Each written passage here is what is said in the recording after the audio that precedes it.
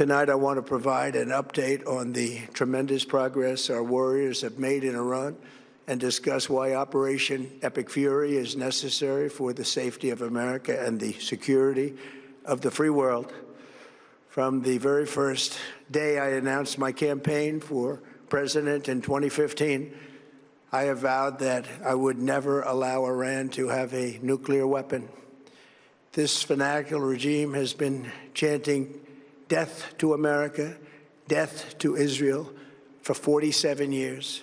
Their proxies were behind the murder of 241 Americans in the Marine barracks bombing in Beirut, the slaughter of hundreds of our service members with roadside bombs. They were involved in the attack on the USS Cole, and they carried out the countless other heinous acts, including the just horrible, bloody atrocities of October 7th in Israel, something that most people have never seen anything like it. This murderous regime also recently killed 45,000 of their own people who were protesting in Iran. 45,000 dead. For these terrorists to have nuclear weapons would be an intolerable threat. The most violent and thuggish regime on earth would be free to carry out their campaigns of terror, coercion, conquest, and mass murder from behind a nuclear shield.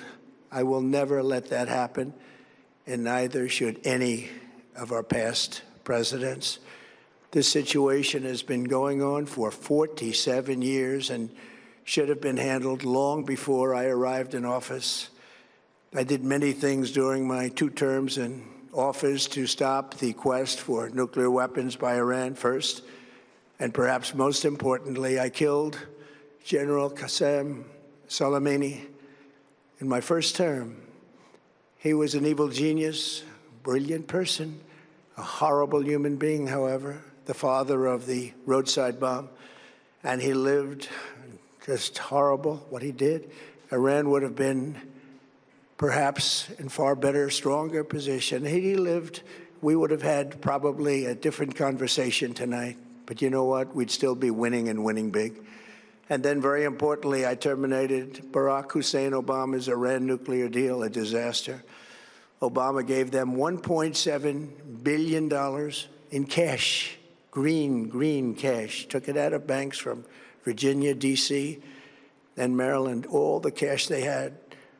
He flew it by airplanes in an attempt to buy their respect and loyalty, but it didn't work. They laughed at our president and went on with their mission to have a nuclear bomb. His Iran deal would have led to a colossal arsenal of massive nuclear weapons for Iran, and they would have had them years ago, and they would have used them. It would have been a different world. There would have been no Middle East and no Israel right now, in my opinion, the opinion of a lot of great experts, had I not terminated that terrible deal. And I was so honored to do it. I was so proud to do it. It was so bad right from the beginning. Essentially, I did what no other president was willing to do. They made mistakes, and I am correcting them. My first preference was always the path of diplomacy, yet the regime continued their relentless quest for nuclear weapons and rejected every attempt at an agreement. For this reason, in June, I ordered a strike on Iran's key nuclear facilities, an Operation Midnight Hammer. Nobody's ever seen anything like it. Those beautiful B-2 bombers performed magnificently. We totally obliterated those nuclear sites. The regime then sought to rebuild their nuclear program at a totally different location, making clear they had no intention of abandoning their pursuit of nuclear weapons. They were also rapidly building a vast stockpile of conventional ballistic missiles and would soon have had missiles that could reach the American homeland, Europe, and virtually any other place on earth. Iran's strategy was so obvious. They wanted to produce as many missiles as possible, and they did, with the longest range possible. And they had some weapons that nobody believed they had. We just learned that out. We took them out. We took them all out so that no one would really dare stop them. And their race for a nuclear bomb, a nuclear weapon like nobody's ever seen before. They were right at the doorstep. For years, everyone has said that Iran cannot have nuclear weapons, but in the end, those are just words if you're not willing to take action when the time comes.